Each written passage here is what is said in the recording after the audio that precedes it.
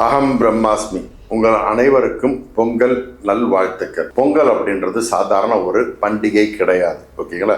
இது தமிழர் பண்டிகை அப்படின்னு மாத்திரம் கிடையாது. உலகம் ஃபுல்லாக இருக்கிற மக்கள் எல்லாரும் கொண்டாட வேண்டிய நாள். ஏன்னா நம்ம பஞ்சபூத தத்துவத்தில் தான் நம்ம உடல் இயங்குது. பஞ்சபூதம் தான் நம்மளை இயக்கிக்கிட்டு இருக்கு. அந்த பஞ்சபூத தத்துவத்தை நமக்கு பஞ்சபூத தத்துவத்துக்கு உண்டான அந்த 5 தத்துவங்களுக்கும் நம்ம நன்றி செலுத்தக்கூடிய நாள் தான் இந்த பொங்கல் திருநாள், ஓகேங்களா? பூமி, சூரியன், ஆகாயம், காற்று, நீர், இவங்க எல்லாருமே நமக்கு நன்மை பண்ணக்கூடியவங்க. அவங்களுக்கு நன்றி சொல்லும். சூரிய பகவானுக்கு தேங்க்ஸ் சொல்கிறேன். எதுக்கு? அவர் வெளிச்சம் இருக்கிறதால தான் நமக்கு சாப்பாடே கிடைக்குது இல்லையா? ஸோ அதே போல் இந்த மண் தத்துவம், மண்ணால் தான் எல்லாம் விளையுது. அதனால தான் மண்பானையில் பொங்கல் வைக்கணும்னு சொல்லுவாங்க. தயவு செஞ்சு இந்த முறை அதை எல்லாருமே ஃபாலோ பண்ணுங்க. மங்களகரமான பொருட்கள், பூமியிலிருந்து விளையக்கூடிய மங்களகரம், மஞ்சள் பூமியிலேருந்து விளையுது, அதை எடுத்து யூஸ் பண்ணலாம். பூமியில் விளையக்கூடிய கரும்பு, இது எல்லாமே படைகள் எதுக்குன்னா அந்த பூமிக்கு நம்ம நன்றி செலுத்துறது, ஓகேங்களா? இதை கண்டிப்பாக செய்யுங்க, நல்லது நடக்கும். ஏன்னா தை பிறக்குது.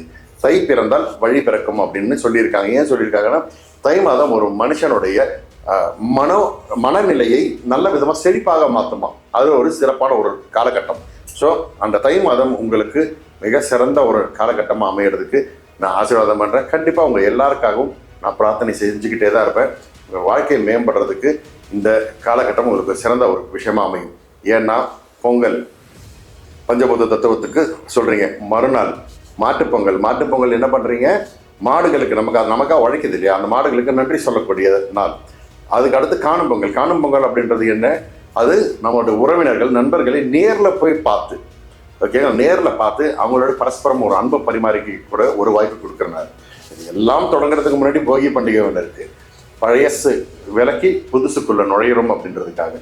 ஸோ எவ்வளோ பெரிய தத்துவமான ஒரு நாள் நமக்கு அமைஞ்சிருக்கு. ஸோ இந்த பொங்கல் உங்களுக்கு சிறப்பான தினமாக அமைய என் ஆத்மார்த்தமான வாழ்த்துக்கள். நல்லா இருப்பீங்க. எல்லாருக்கும் நல்லது நடக்கும். அகம் பிரம்மாஸ்மி. சாய்ராம்.